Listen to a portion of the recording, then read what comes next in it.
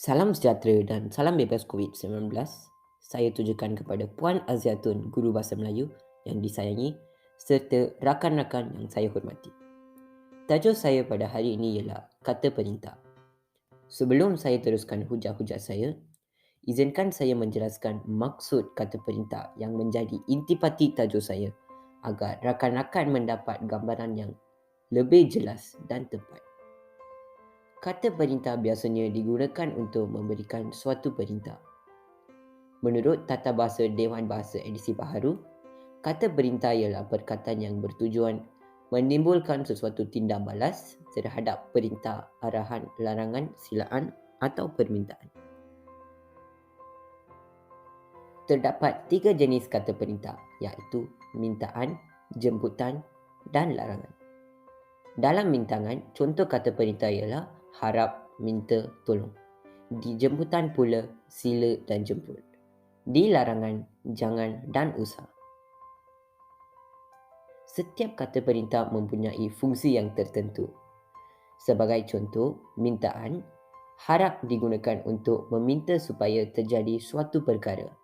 Minta digunakan jika mahu akan sesuatu. Tolong digunakan untuk meminta bantuan. Jemputan. Sila digunakan untuk meminta dengan hormat supaya melakukan sesuatu. Jemput digunakan untuk mengajak atau mengundang. Larangan. Jangan digunakan untuk melarang melakukan sesuatu.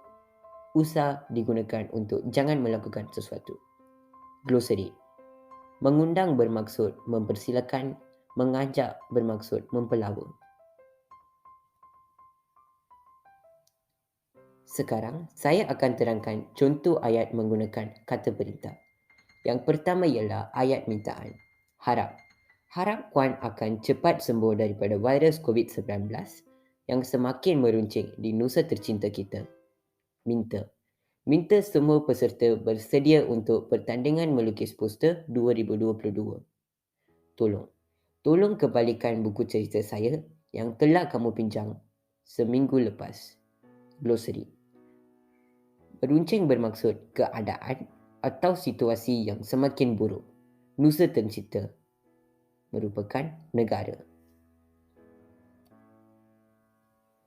Contoh ayat jemputan. Sila. Sila duduk puan luar. Jemput. Jemput makan kuih karipap ini cikgu. Contoh ayat larangan. Jangan. Jangan lupa tarik vaksinasi untuk dos kedua yoga. Usah. Usah kamu fikirkan kisah yang sudah berlalu. Glosari. Vaksinasi bermaksud menyuntikkan vaksin ke dalam tubuh badan seseorang sebagai langkah perlindungan mencegah sesuatu penyakit. Kisah merupakan cerita. Dalam peperiksaan pentaksiran tingkatan 3 iaitu PT3, biasanya soalan kata perintah keluar di bahagian objektif iaitu bahagian A dalam kertas 1. Soalannya seperti isi tempat kosong dengan jawapan yang paling sesuai. Marilah kita sama-sama lihat contoh soalan kata perintah. Soalan 1. Dash buangkan tulang ikan ke dalam tong sampah. Sekarang, saya memberikan masa 20 saat untuk jawab soalan ini.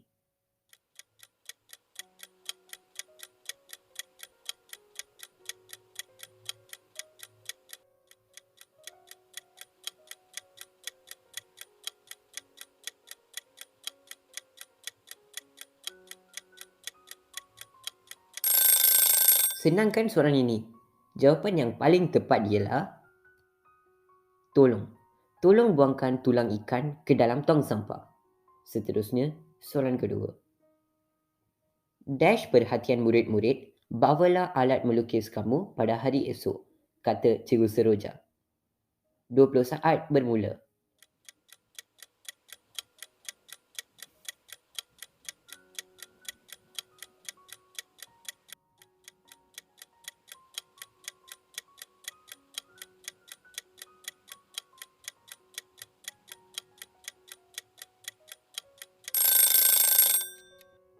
Nak lihat jawapan tak?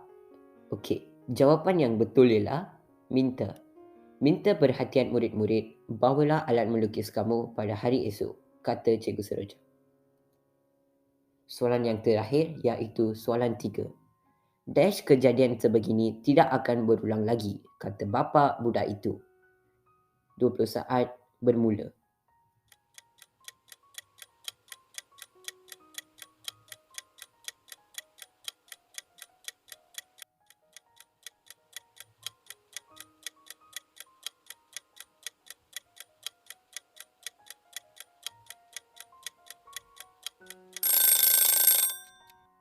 Masa dah tamat, jawapan yang paling tepat ialah harap.